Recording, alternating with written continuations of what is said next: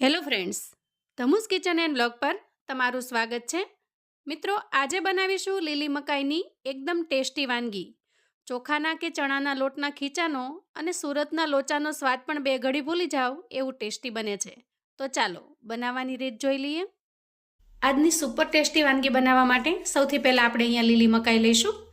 અત્યારે બજારમાં એકદમ સરસ ફ્રેશ એવી લીલી મકાઈ મળે છે. જોતાં જ આપણને એમ થઈ જાય કે આમાંથી કશી એવી વાનગી બનાવીએ કે ખાવાની મજા પડી જાય.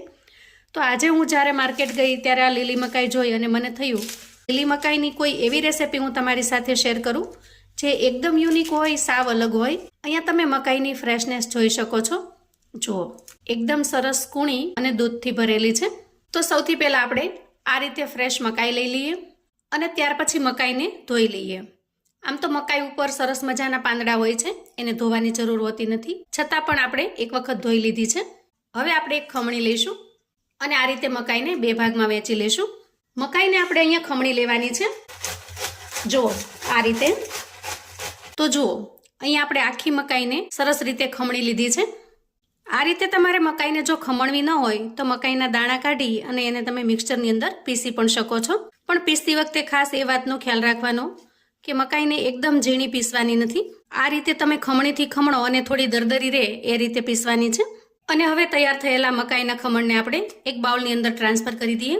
તો આપણે અહીંયા એક મકાઈને ખમણી અને એનું ખમણ બનાવીને તૈયાર કરેલું છે. અહીંયા હું એક જણ માટે રેસિપી બનાવી રહી છું. તમારે જેટલા લોકો માટે બનાવી હોય એ પ્રમાણમાં તમારે મકાઈની ક્વોન્ટિટી લેવાની. માપ પ્રમાણે જોઈએ તો એક જણ માટે એક મકાઈ, એ પ્રમાણે માપ સેટ કરવું. હવે તૈયાર થયેલા મકાઈના ખમણને આપણે સાઈડ પર મૂકીશું. હવે આપણે આજની રેસિપી માટે એકદમ ટેસ્ટી એવો મસાલો તૈયાર કરી લઈએ. તો સૌથી પહેલાં 3 થી 4 લસણની કળીઓ લઈએ અને 1 લીલા મરચાંના ટુકડા લઈએ. હવે આપણે આ બંને વસ્તુને અધકચરી ખાંડી લેવાની છે અને તૈયાર કરેલી પેસ્ટને આપણે કાઢી લઈએ.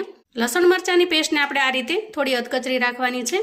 અને હા, જો તમે લસણ ન ખાતા હો તો તમારે અહીંયા ખાલી મરચાંની પેસ્ટ બનાવીને તૈયાર કરવાની, લસણને સ્કીપ કરી દેવાનું. હવે આપણે ગેસ તરફ જઈશું. હવે અહીંયા ગેસ ઓન કરી અને ગેસ પર મેં કડાઈ મૂકી દીધી છે અને કડાઈમાં આપણે 1 ચમચા જેટલું તેલ લઈશું.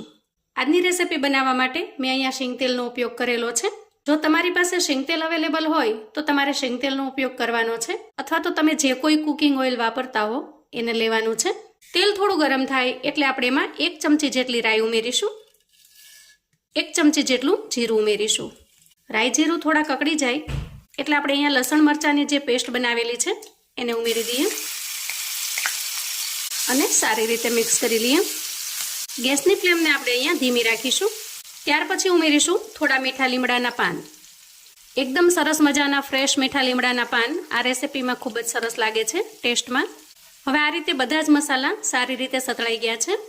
આ સ્ટેજે આપણે 5 ચમચી જેટલી હળદર ઉમેરીશું અને સારી રીતે મિક્સ કરી લઈશું. હવે હળદરને સારી રીતે મિક્સ કરી લીધા પછી અહીંયા મેં એક નાની વાટકી જેટલી છાશ લીધી છે. આ છાશ બહુ ખાટી પણ નહીં અને સાવ મોળી પણ નહીં, એવી મીડિયમ ખટાશવાળી છે. એને ઉમેરી દઈએ અને સારી રીતે મિક્સ કરી લઈએ. અને ત્યાર પછી ક્રશ કરેલી મકાઈ ઉમેરી દઈએ અને સારી રીતે મિક્સ કરી લઈએ. ખીચું કે સુરતી લોચાના ટેસ્ટને પણ ભૂલી જાઓ એવી સરસ આજની આ મકાઈની રેસિપી બનીને તૈયાર થાય છે. આમ જોઈએ તો એક રીતે આ મકાઈનું ખીચું છે જે આપણે ચણાના લોટથી અથવા તો ચોખાના લોટથી બનાવતા હોઈએ છીએ. જુઓ, અહીંયા બધું જ સારી રીતે મિક્સ થઈ ગયું છે. તો આને આપણે ખૂબ સારી રીતે પાકવા દેવાનું છે.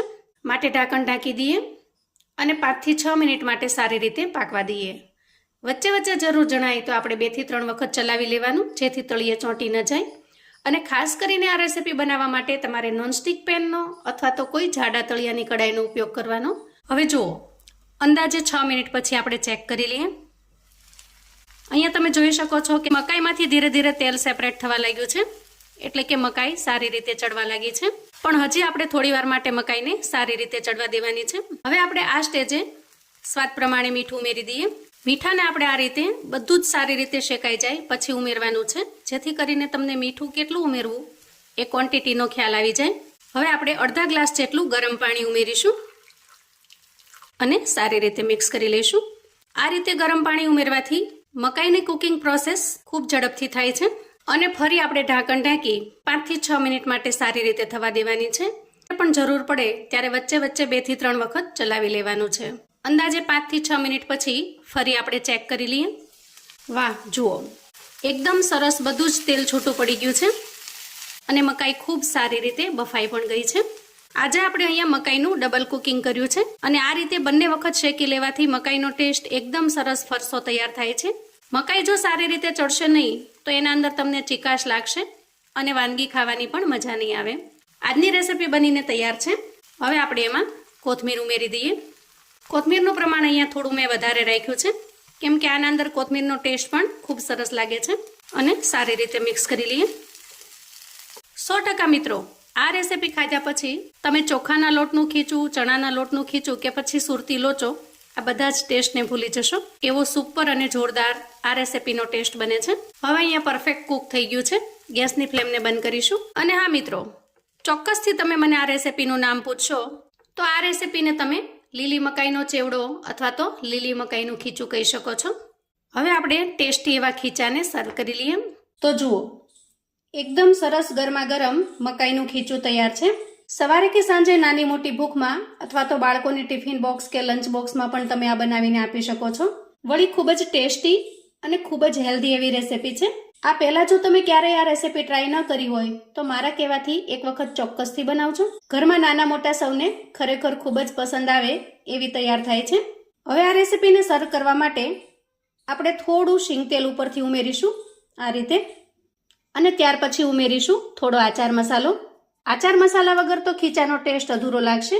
અને ત્યાર પછી થોડી ઝીણી સેવથી હું ગાર્નિશિંગ કરી દઉં છું. જોતાં જ આપણને મોઢામાં પાણી આવી જાય અને ખાવાનું મન થઈ જાય એવું ટેસ્ટી ખીચું બને છે. અને સાથે તળેલા મરચાં લઈશું. આ ખીચું બનાવવાની રીત એકદમ સિમ્પલ અને સરળ છે અને માત્ર 5 મિનિટમાં જ તમે આ ખીચું બનાવીને તૈયાર કરી શકશો. તો આવું અવનવું જાણવા માટે અને મને સપોર્ટ કરવા માટે ચેનલ પર જો તમે નવા છો તો પ્લીઝ ચેનલને સબસ્ક્રાઈબ કરો. વિડીયો ગમે તો લાઈક અને શેર કરો. તમારા સગા સંબંધી મિત્રોને પણ આપણી આજની આ એકદમ ટેસ્ટી એવી મકાઈના ખીચાની રેસીપી ચોક્કસથી શેર કરજો, જેથી એ લોકો પણ બનાવીને તૈયાર કરી શકે, એન્જોય કરી શકે અને એના પરિવારને પીરસી શકે. કોમેન્ટમાં મને ચોક્કસથી જણાવજો મિત્રો કે આજની આ મકાઈના ખીચાની રેસીપી તમને કેવી લાગી છે. ફરી મળીશું એક નવી રેસીપી સાથે. ત્યાં સુધી આવજો મિત્રો.